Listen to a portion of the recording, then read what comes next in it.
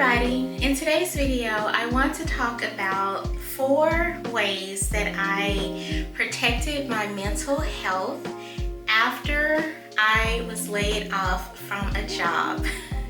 So layoffs are really common nowadays. You seemingly cannot open your Google browser, your Chrome browser, whatever, and not read about some company like laying people off, people worrying about losing their jobs and all this stuff. And obviously for most of us who have to work for a living, being laid off is a very scary but real thing that happens to a lot of us. So I'm going to share some things that I did basically before I was laid off. These are things that you can start doing today. You can start doing these things to help prepare you mentally in the event that you lose your income. So these are related, 3 of these things are directly related to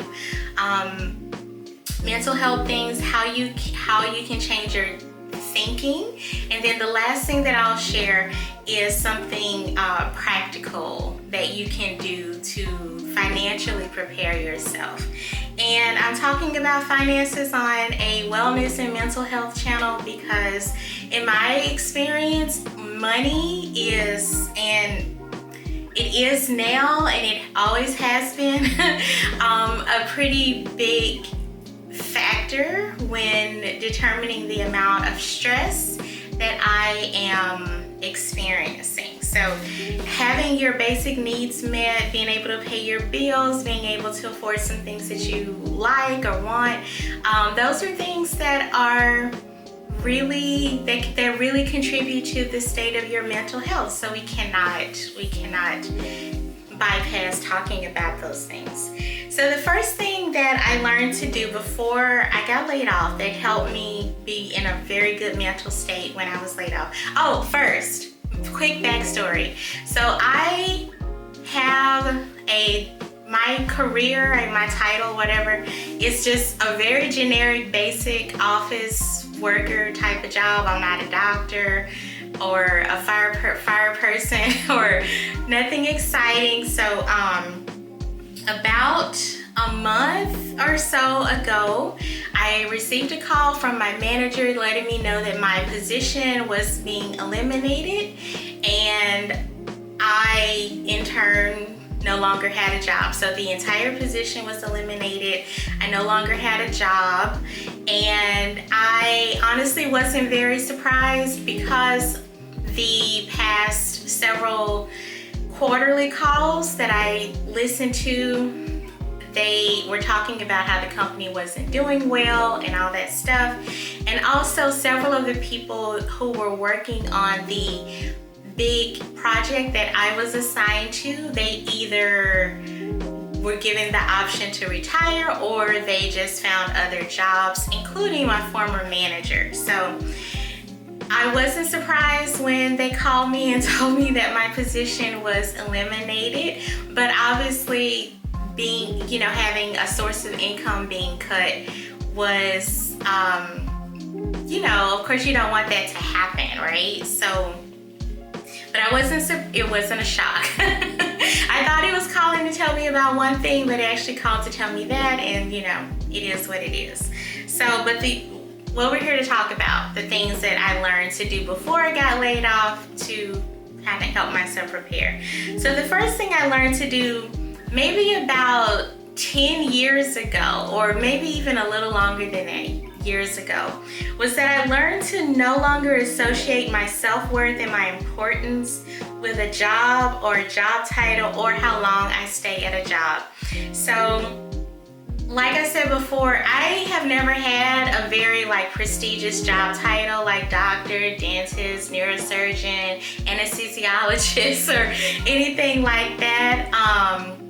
Gynecological surgeon, to me this is one of the highest the highest professions you can have based on my experience with my surgeon, with my hysterectomy, and how much better my life is. So but I've never had a job that was very prestigious anyway, but I have associated my self-worth with my job. Like, oh, I have this job, I have now made it to the point where I make this amount of money, so I'm doing really well.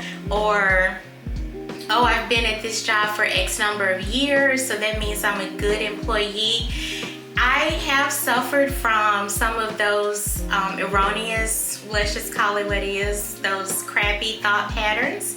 And I especially suffered from that when I transitioned from being a teacher. I think that's a job that to me is, you know, worthy of a hand clap, right? But I'm not a teacher anymore.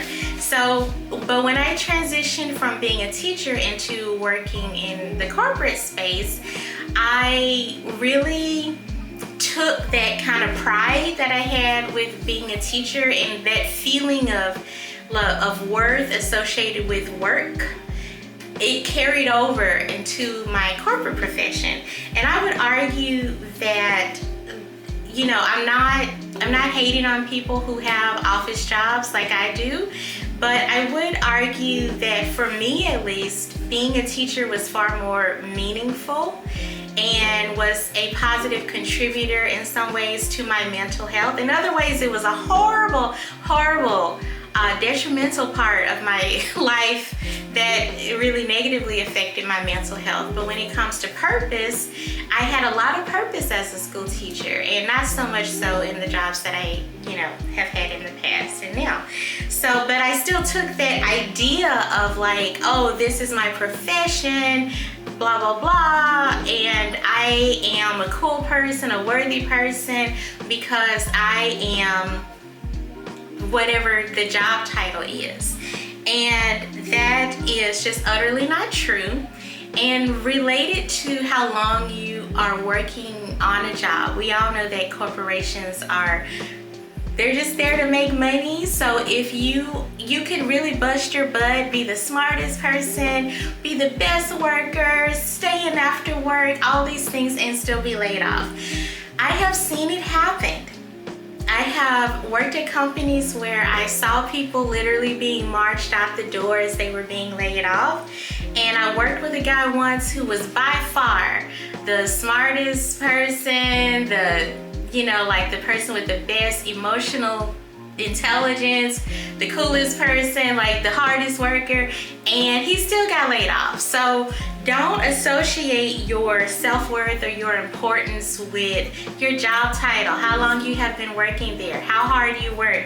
All of those things are really just outside of what, who you are as a person, right? So the second thing I learned to do is I learned to understand that a job is not the place where all of my energy, heart, and soul should be directed. So this is kind of related to number one. Once I learned that I should not place so much personal value on my job, then I basically loosened up energy that I have and started to redirect it to things that were more meaningful to me. Like I said before, the jobs that I have had in the recent past, they pay the bills. They're, it's good for what it is, but they are not terribly purposeful.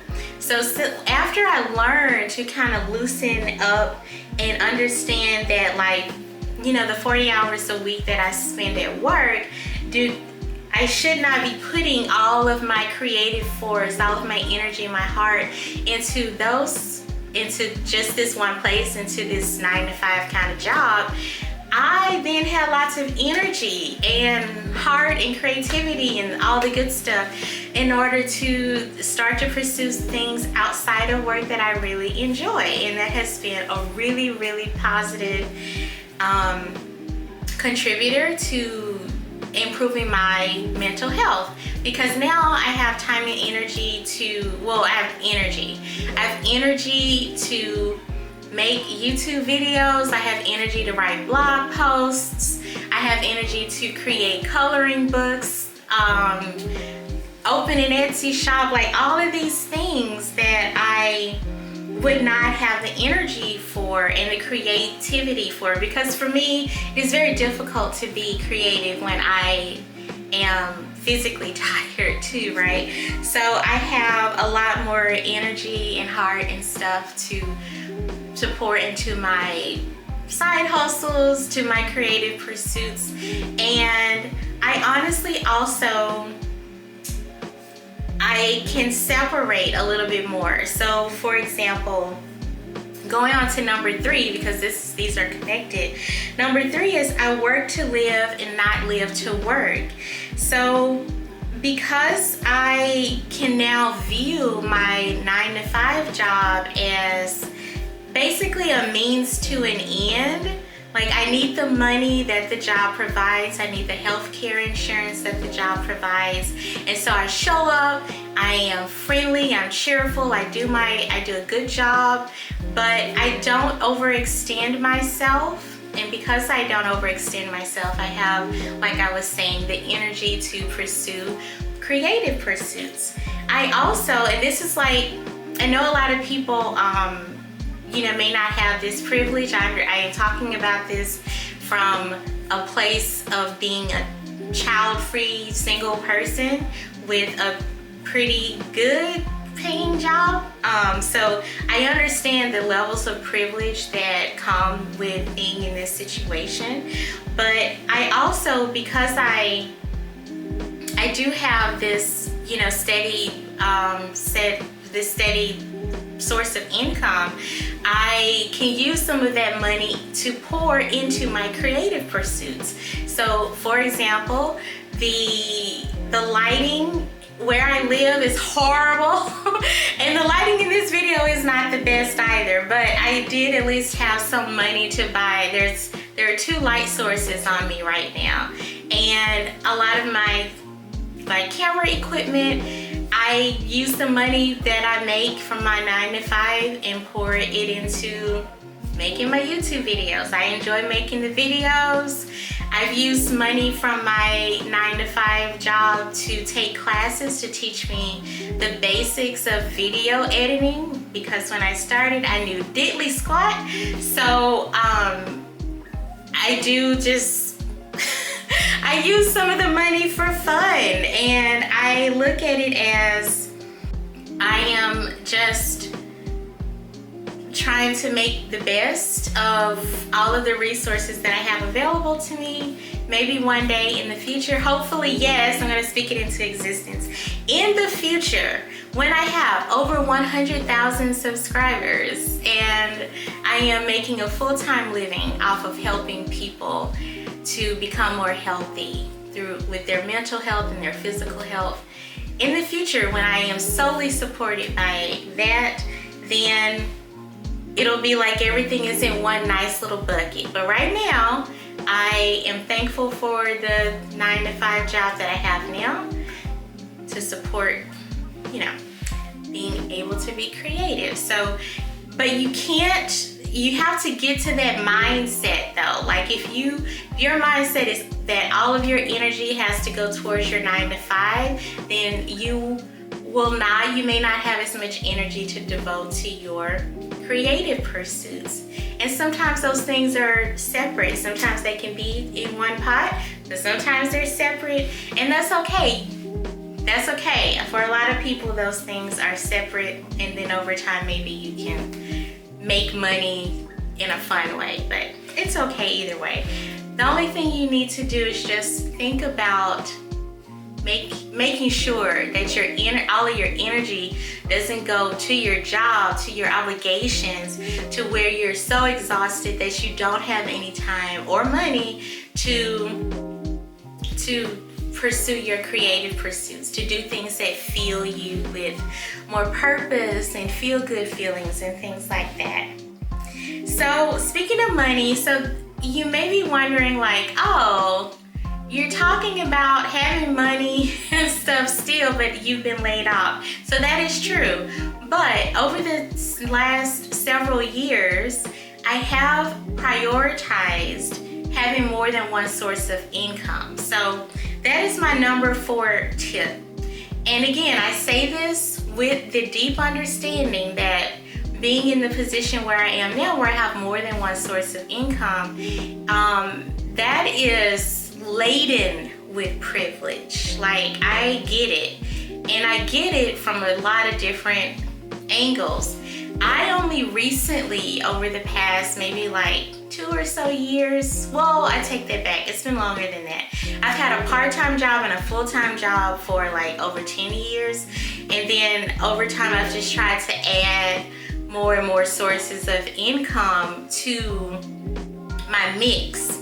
And to be able to do that is difficult because, you know, you have to find sources of, you know, ways to make money that won't burn you out, and sources of income that's kind of worth your time. Like, if you are busting your ass and like not really making that much money, or you have to drive really far in order to make just like a couple extra $100 a week or something, that's maybe not the best situation. So, but over time I have been able to figure out ways to increase my sources of income. So when I did get laid off, I wasn't immediately overwhelmed with dread and mental stress because I had some savings in the bank, and I also still had those other sources of income to support me. So if it's possible for you, I know that it's not possible for a lot of people because it takes a lot of time and energy to do even one job when you're starting to add side hustles and other stuff, other sources of income that takes your time. Even if you're working towards passive income. Passive income is like kind of the worst because you have to front load so much energy and time, and you're not getting paid anything.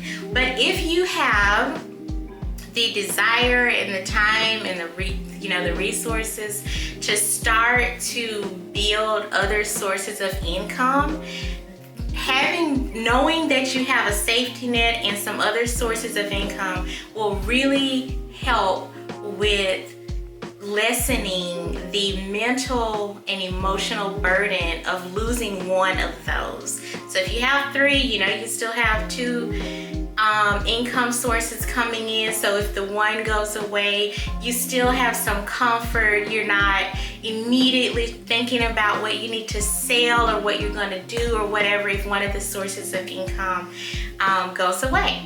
So if you want me to make a video, I think there's a lot of videos already out there about income and stuff, but if you're interested, I can tell you what I know about that and what I have done. But for now, those are the 4 that I wanted to share. So just to recap, the first is I no longer associate my self-worth and my importance with a job title or how long that I stay at a job. That was number 1.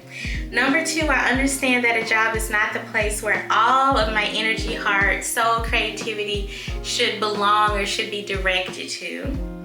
Number 3, I work to live, not live to work. If you, do your quiet quitting. Take care of yourself. And I'll link another video down below where I talk about how I learned, like in real life, the importance of caring for yourself and your family and your friends, because your job will replace you and not give a flip flap if you even die. So I'll link that video down below. You can check it out. And then the 4th one is I constantly pursue other sources of income or have other irons in the fire, so to speak, so that if one source of income stops, I have other things coming in, and that provides me with a lot of mental and emotional comfort. So I hope that this video gave you some ideas or even just some confirmation that, hey, start to think about having a better mental relationship with your work. Don't give all of yourself to your job.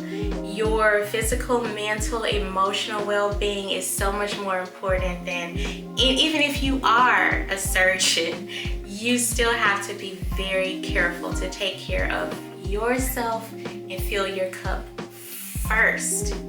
So I hope that this was helpful and interesting. Comment down below and let me know what tips you use to help you maintain some healthy distance and a healthy relationship with your work. And I can't wait to read those. Until next time, have a good one, take care of yourself, and namaste.